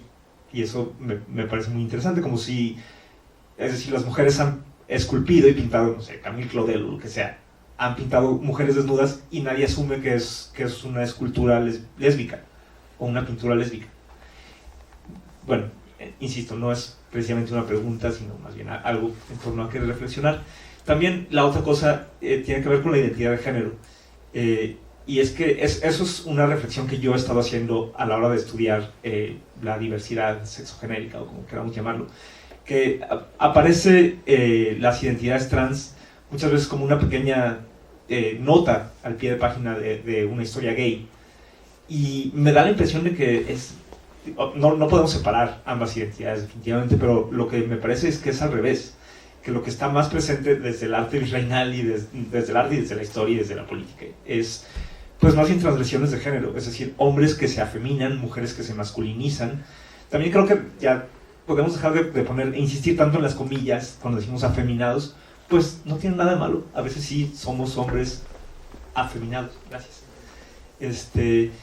Y creo que es interesante como hacer una distinción entre el arte homoerótico o erótico y el arte que simplemente presenta sujetos que no tienen, o sea, que no es nada erótico ni sexual, pero que están rompiendo una norma de género y que tienen una actitud femenina y que no necesariamente lo están haciendo para ligar. No sé, pienso en el caso del pescador de Montenegro. ¿Está ligando o simplemente está siendo femenino? O sea, simplemente así camina y voltea para atrás. Como que asumimos inmediatamente que va junto, que es gay, que está ligando con un hombre y que además como tiene la mano en la cintura así, él es gay también y no sé, me parece que quizá deberíamos ser un poco más, quizá porque además sabemos del contexto de Montenegro, quizás sí es algo correcto, pues, pero me parece que deberíamos ya un poco ver las obras con esa distinción. Nos estamos proyectando. Yo creo que tenemos muy normalizado el hecho de erotizar el cuerpo femenino, tanto que justo pasa eso que tú lo dices, ¿no? O sea, en automático tú ves un cuerpo desnudo, masculino, y crees que está irrumpiendo con algo, porque la idea, la norma, es que quien se desnude sea la mujer, ¿no? Y lo tenemos tan normalizado que por eso no nos parece lésbico, porque además está hecho desde un parámetro heteronormadísimo y patriarcal y masculino. Entonces, la mujer sí se puede exhibir. Tan es así que yo te lo digo como gestor cultural. Mañana vamos a tocar un museo a llevar cuerpos, y te pido que me acompañes, de hombres desnudos, y te van a decir que no, claro, porque ahí entran niños. Hasta el día de hoy, hace un mes, acabo de recibir el mismo argumento de hace 20 años que me dedico a eso. No porque hay niños, como si los niños no tuvieran cuerpos masculinos, ¿no? Tus cuerpos no tuvieran el mismo cuerpo, ¿no? Esa es una. Dos, ese que te dice que no puedes, entonces te dicen que no puedes poner un cuerpo masculino, pero cruzas la calle y ves el puesto de periódicos, ves un cuerpo femenino sexualizado. Ahí, ajá. Entonces, es a lo que voy, o sea, está tan normalizado que por eso no nos parece lésbico. O sea, pues una mujer desnuda más, ¿no? Un hombre desnudo, de alguna manera, está irrumpiendo y lo relacionas a lo que está afuera, ¿no? ¿Y qué es lo que está afuera? Pues lo gay, ¿no? Lo homosexual. Y no ciertamente todos los cuerpos masculinos, como dices, están erotizados, ¿no? Hay cuerpos masculinos que no tienen nada de cuerpos masculinos desnudos que no tienen nada de erótico, ¿no? Y lo mismo, hay cuerpos que no están erotizados y no dejan de ser increíblemente políticos. Por eso decía lo de Julio Galán, ¿no? Si tú ves la obra de Julio Galán, no hay nada erótico en la obra de Julio Galán, pero no deja de ser increíblemente disruptiva y política, ¿no? El hecho de que se feminice él a sí mismo incluso. Yo creo que tiene que ver con la normalización de los cuerpos. Vamos primero allá atrás, por favor, y luego con Claudia. Okay. ¿Nos regalas tu nombre, por favor? Sí, claro, mi nombre es Jimena Apisdor.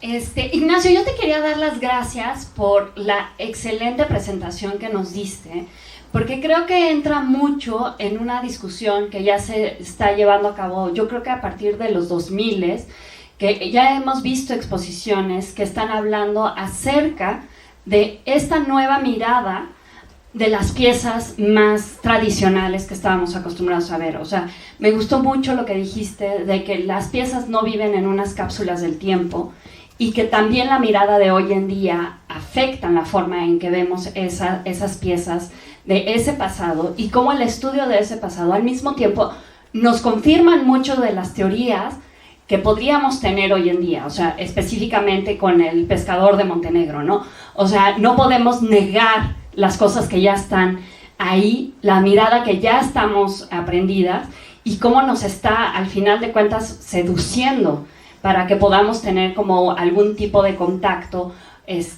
con él. Entonces, yo nada más te quería agradecer, y yo ya estaría como pidiéndole al MUNAL una exposición tuya acerca de las piezas que están justamente en este museo, proponiendo un nuevo recorrido, proponiendo una nueva mirada, porque creo que es súper importante que todos estén representados. Muchas gracias, Ignacio. Muchas gracias, Jimena. Y sí, otra pieza que por tiempo ya no incluí, pero es el autorretrato de Bess Mogart de 1923, que me parece impresionante, altísimo, con sus piernas de 3 kilómetros. También la mirada de Bess Mogart en ese autorretrato tiene un juego de seducción interesante, ¿no? O importante. Creo que sí valdría la pena hacer estos recorridos con unas miradas reajustadas y reajustarse, por supuesto, a esa mirada que la propia pieza nos devuelve, ¿no? Y retomando un poquitito lo que decía Luis de Pablo, sí, cuando hice el estudio para la tesis, que acá traigo 1,5 kilos de tesis, sobre estas piezas, me molestaba un poco que tenía que remitirme a este binario masculino-femenino, ¿no? Y esto de feminizar o afeminar, bueno, afeminado se tiene una carga peyorativa, ¿no? Feminizarse no lo es. En eso estoy totalmente de acuerdo. Pero sí, me molestaba un poco eso, tener que remitirme al binario necesariamente masculino-femenino, y sí pensar, si está volteando así, puso la mano de esa manera, entonces está necesariamente ya es homosexual e implica otras cosas, ¿no? Por la situación de las obras y las inferencias, son lecturas, creo yo, que se pueden sostener. Pero sí, también coincido con lo que mencionaste, hay más o ha habido desde siempre más una transgresión a la representación del rol genérico que a una cuestión sexual per se, ¿no? Siempre es eso, ¿no? Y es eso lo que ha causado más molestia, ¿no? También en esta crónica que se hace del baile de los 41, que dice que el gendarme que entró a la accesoria y vio a los hombres ahí con sus mini cinturas y dijo, ¿qué es esto? Y salió y se vomitó en la banqueta. O sea, fue tal el desagrado que le causó ver esa imagen grotesca para él que salió y vomitó. O sea, y no los vio haciendo nada, no los vio desnudos, no los vio en acción de alcoba, digamos, ¿no? Respetemos el recinto. No los vio en acción de alcoba. Pero fue necesario, no fue necesario, fue suficiente ver esa transgresión, cómo un hombre se aniquila de esa manera al ponerse un miriñaque y unos choclos y esa peluca y por qué se pintó así, ¿no? O sea, esto no lo puedo soportar y no lo puedo digerir, ¿no? Y pues si no lo digiero lo vomito, ¿no? Creo que es interesante también replantearnos como investigadores esa cuestión. Buenas tardes, mi nombre es Claudia Guerrero. Yo tengo una pregunta para el museo y antes un pequeño comentario. Cuando tuvieron la expo del hombre al desnudo, yo no la recuerdo como una expo gay. Yo lo que más recuerdo de esa expo es que Facebook le censuró la cuenta por poner desnudos. Así es que, sí, yo creo que no todos los hombres desnudos nos indican que son homosexuales o que los autores de esas obras son homosexuales. Mi pregunta, ahora sí concretamente para el museo, es ¿cómo tienen que evaluar hoy las obras que exponen aquí después de que casi queman Bellas Artes por el Zapata? ¿Qué es lo que tienen que hacer ahora ustedes cuando van a montar las obras? Decir, vamos a traer un montón de, no sé, gestores, auditores, gente que piense qué va a provocar esta obra en el público. ¿Cómo cambió la visión del museo después de esa obra en Bellas Artes? Perdón, Claudia, ¿sí? ¿Cambió esa visión del público y las obras? Porque no recuerdo mal, hace 2 semanas y publicaron en el Museo de Arte Moderno una pieza de Daniel Lezama, Sí, claro. La Venus y el Ajá, Rebel, sí. y no les vi como que tuvieran otra sensibilidad. Pues sí, pero digo, el público no sabemos cómo va a reaccionar, pero El los... público sí sabemos cómo va a reaccionar ante una puesta en escena de una niña desnuda encima de un carro. En una época donde estamos teniendo esa cantidad de feminicidios. Claro que sabemos cómo va a reaccionar. Y de todas maneras lo publicaron, y de todas maneras lo dejaron, y de todas maneras la Secretaría de Cultura se sacó una foto enfrente de esa pieza. Bueno, entonces no ha cambiado su visión y se arriesgan a todo. No contamos desafortunadamente con un representante del MUNAL que pueda dar respuesta a esta muy interesante y necesaria pregunta que nos invita a una reflexión que efectivamente a partir del escándalo que generó la pieza de Fabián Chaires en el Museo del Palacio de Bellas Artes y por la cual recibió amenazas de muerte y por las cuales se vio vulnerado el propio museo y hubo una crisis pues mediática en la que los medios de comunicación también contribuyeron o de alguna forma generaron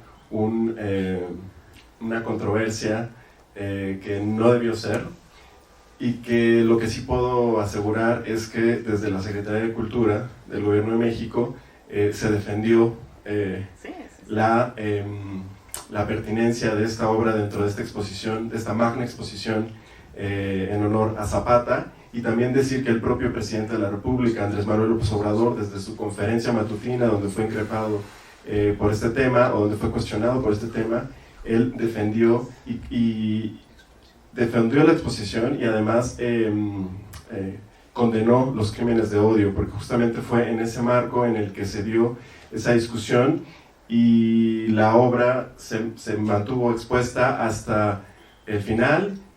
Y me parece que es muy pertinente el comentario también de Jimena, y esperemos que haga resonancia en este Museo Nacional de Arte y que pronto tengamos una magna exposición que toque el tema de la cultura diversa en el arte mexicano.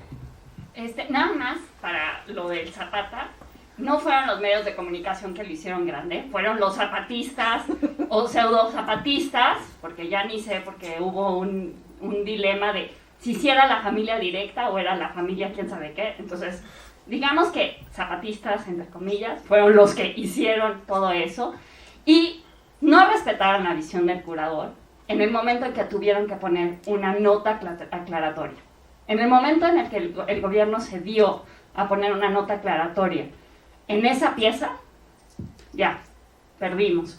Esa nota aclaratoria me encantaría que estuviera en la pieza de Daniel Lezama ahorita, y tampoco está. Entonces, no sé, son temas tenebrosos. Mira, perdón, te puedo responder porque yo no soy estudioso, pero soy gestor y me tocan esos chingadazos. Yo fui el que negoció con la familia de Zapata. Entonces, pero ¿con cuál familia? era la familia de Tlaxcala, la familia directa. Nos reunimos en Bellas Artes, ¿no?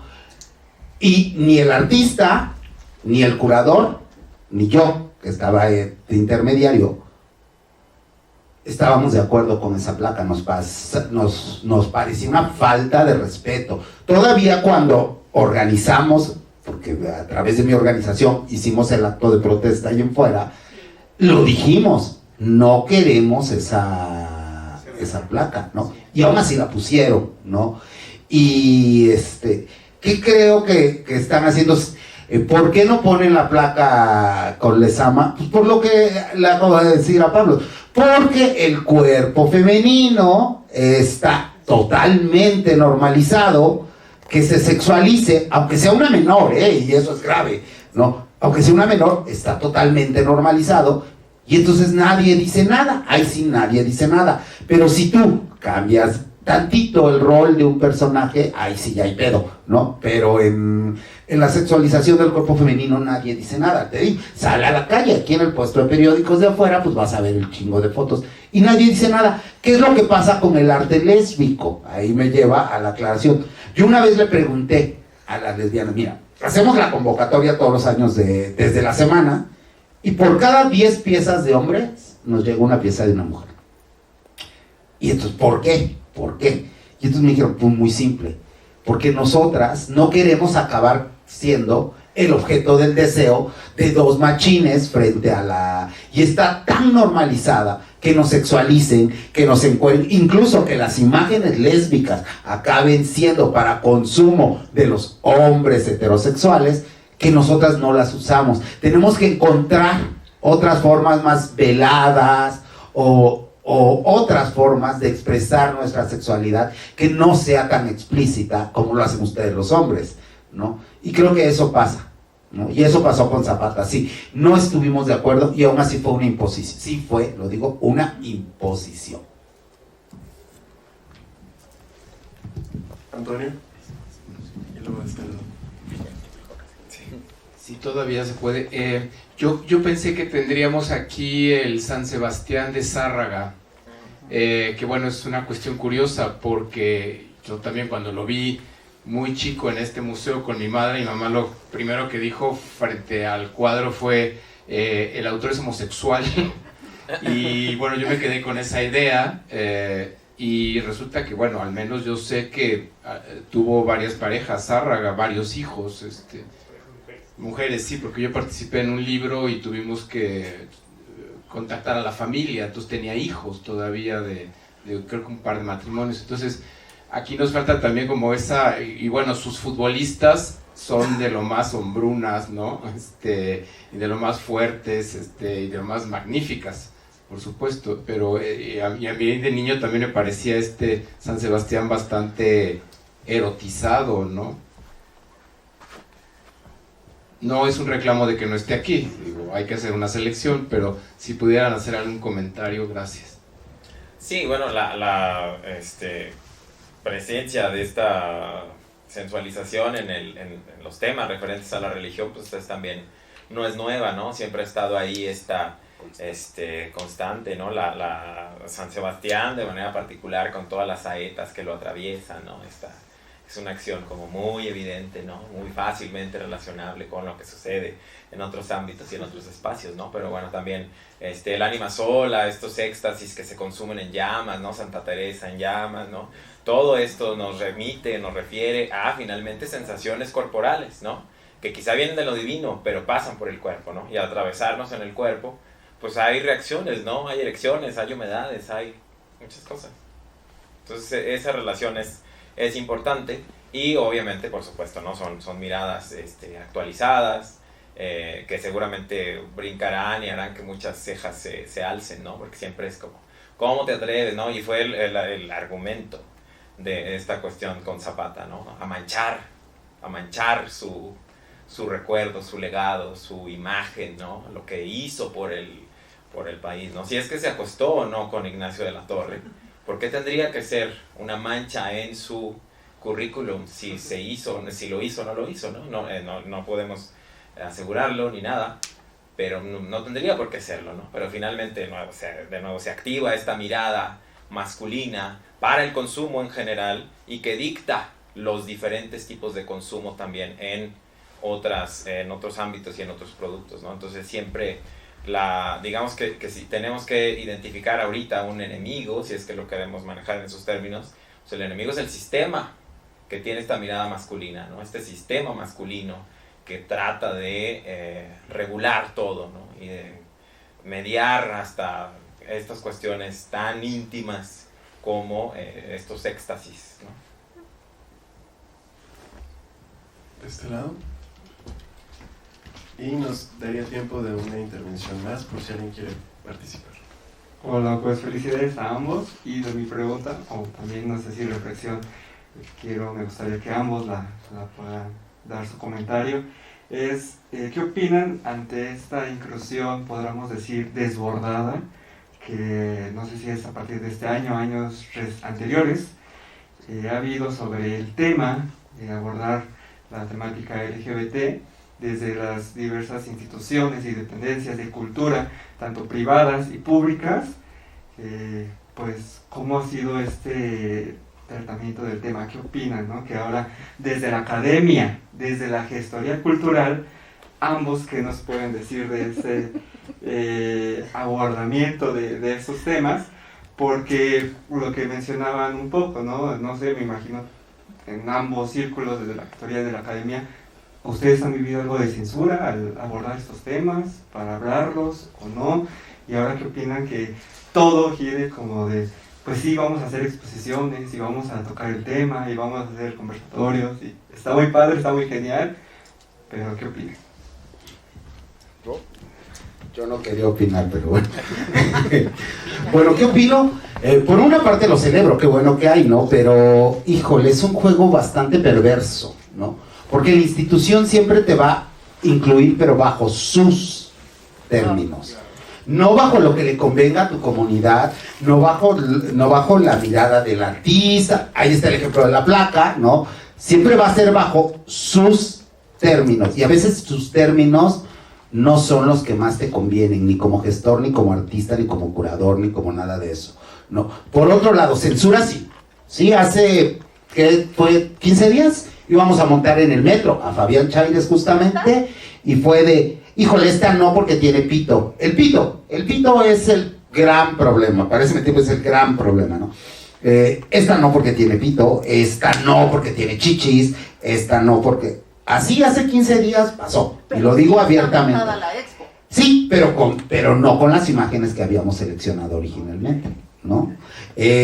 Hace un mes, el Museo del Chopo me quitó la imagen de una menor, de una foto, que ni siquiera estaba sexualizada. Era una familia homoparental. Pero, pues obviamente si aparece una imagen de una menor, se insinúa, ¿no?, que puede, a una menor con una persona LGBT, se insinúa que puede haber abuso, pero sí pueden poner a una menor sexualizada como la de Lezama, pero pues está sola, no hay pedo, ¿no? Pero aquí, como es una familia, era una persona no binaria, por así decirlo, porque ni siquiera se ve que es una persona que está de espaldas, se nota que es un hombre vestido de mujer, ¿no? Ni siquiera sé si es trans o no, con una niña de la mano. El Museo del Chopo me quitó a la niña, ¿no? Porque decía que podía ser muy polémico, ¿no? Eso es el día de hoy, y son las instancias de la inclusión, ¿no? Así juegan con la inclusión el día de hoy, ¿no? Todo el tiempo, ¿no? El Museo de la Ciudad no me ha aceptado varias cosas porque pues van familias, lo que yo te decía, ¿no? Van familias. El Museo de Arte Moderno, ¿no? Muy modernos, pero no, esto sí no, porque vienen familias, ¿no? Siempre es el argumento, ¿no? Siempre el argumento son las familias y los niños, como queriendo pero minimizar la inteligencia de los niños, ¿no? Como si a los niños no les pudieras explicar. Hoy hay más expos.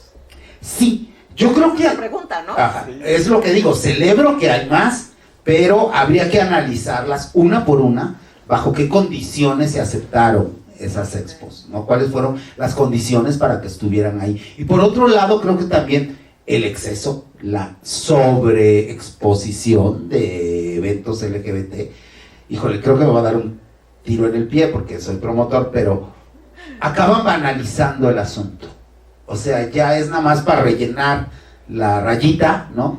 Y ahora que pongo, ay, pues venga, esto. Sí, pero eso en qué contribuye, pero o sea, porque insisto nuevamente, si lo vas a nombrar LGBT, gay, erótico, homoerótico es otra cosa, ¿no? LGBT, gay, inclusivo, esto, pues tiene que tener un sentido, porque si no es una exposición más, ¿no? O sea, si ya le pones esa etiqueta, pues es para que tenga un sentido. Y si no, pues quítasela y es una exposición más, y qué padre que ahora ya incluyan esas imágenes en las exposiciones en general. Pero si le ponen en esa etiqueta, que es lo que preguntabas, qué es lo que hacen en ese mes, pues tendría que tener un sentido, ¿no?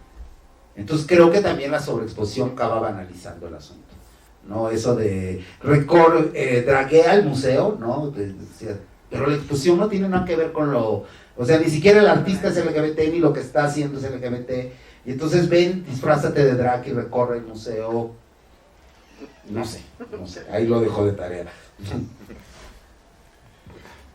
Yo, muy breve, celebro sí que se abran estos espacios, ayudan a tener como un pie en la puerta, ¿no? Diferentes instituciones, instancias y demás, obviamente sin perder la mirada crítica, ¿no? O sea, no aceptar esos espacios para aceptar lo que sea que nos digan o que nos impongan o que nos exijan, ¿no? Tiene que ser una entrada, pero sabiendo que no estamos del todo en casa, ¿no? O no somos del todo bienvenidos, ¿no? Entonces, creo que es eso, no a aceptar esa inclusión que se celebra, pero sin ceder por completo, ¿no? Creo que eso es importante.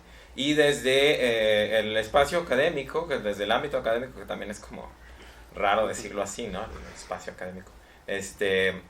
Hay cierta apertura, pero también son temas que se siguen viendo como accesorios. No se ven como temas que sean parte de la historia con mayúscula, ¿no? Es como, ok, qué padre tu tema, ¿no? Es casos aislados, ¿no? En el arte, casos aislados en la literatura, ¿no? Qué valientes, ¿no? O sea, es como, pues no surgimos por generación espontánea en Fantasías Miguel, o sea, hemos estado aquí durante mucho tiempo, entonces eso es también importante, ¿no? Regularizar la existencia de estos temas en cualquier ámbito académico para cualquier tipo de investigación como un tema válido y no como una excepción a la norma que haya que señalar para usar como un token. Eso creo que es importante. En el Palacio de Cultura de Tlaxcala, sede de la Secretaría de Cultura, se presenta la exposición Cultura Diversa, un recorrido fotográfico por el acervo del Centro de la Imagen, que visita algunas marchas del orgullo de la Ciudad de México. A partir de mañana también se podrá disfrutar en línea a través de la plataforma Contigo en la Distancia. Ya estaremos compartiendo la liga en las redes sociales de la Secretaría de Cultura.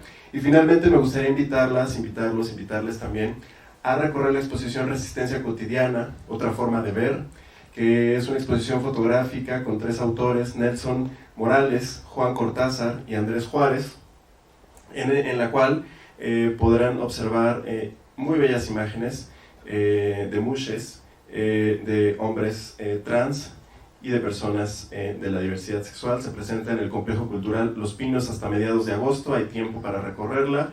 Tenemos también varias otras exposiciones, pero esta en especial se las recomendamos muchísimo.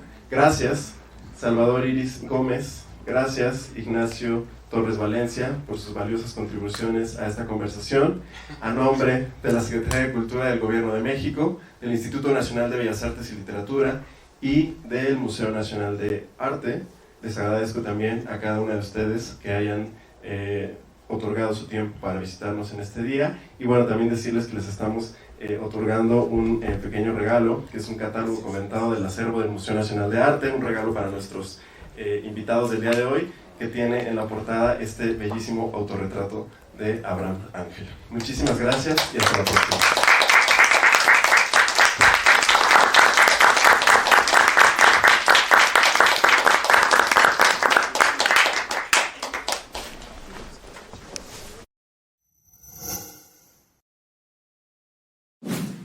Gobierno de México.